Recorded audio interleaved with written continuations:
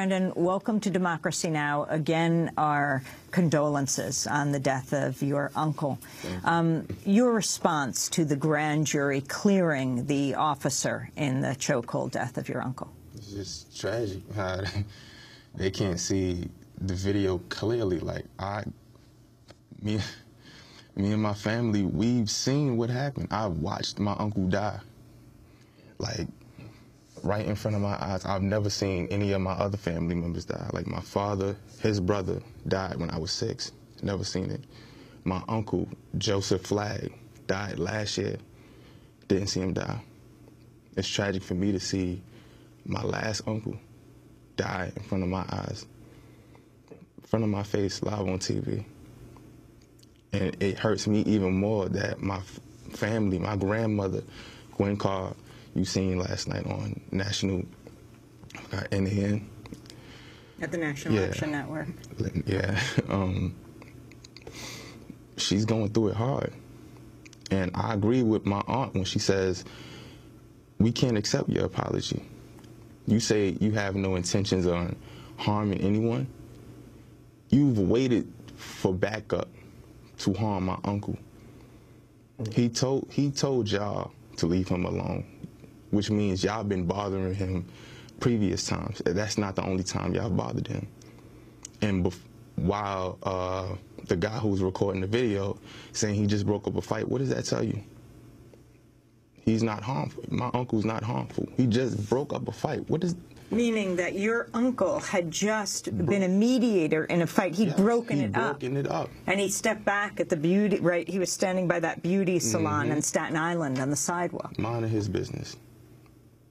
Where's the cigarettes that y'all, well, the police claimed that he was selling? Where's that evidence? But we have evidence that you put my uncle in a chokehold until he died. Can you tell us a little about your uncle? It's a lot of stories of my uncle, but like, I'd see him through family reunions. He'd see me in a train station out of nowhere, like, just saying, "Hey, Brendan, what's up? How's everything? How's your mom? I ain't seen her in a long time. I hope everything's well with her." And I'm telling him, you know, we are keeping our heads strong since my father passed away, and he's been mourning since my father's passed, and he was even mourning more. Like, was he your father's brother? Yes. Like, the last time I've seen Eric before that incident was my other uncle, Joseph Flagg, who died last year in Jersey, being gunned down by the perpetrator. And, you know, he wasn't harmful at all. You know, he was, in my eyes, from my experience, he was a good man. I mean, him and my aunt, you know, they'll have their ups and downs, but at the end of the day, he's in her life. He's in his children's life. Most of all, he's in his grandchildren's life, my cousin's daughters. He's in their life. And what did you think of you and your family, of all the protesters who turned out last night against this decision? Well, it was peaceful.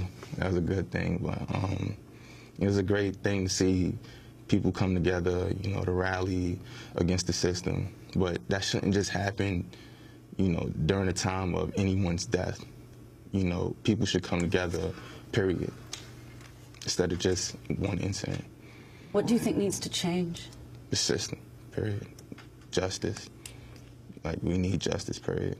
Because if there's injustice, then what do we have? Where were you yesterday when the decision came down, and did it surprise you? I mean, it didn't surprise me. I was hurt, but it didn't surprise me. I was home.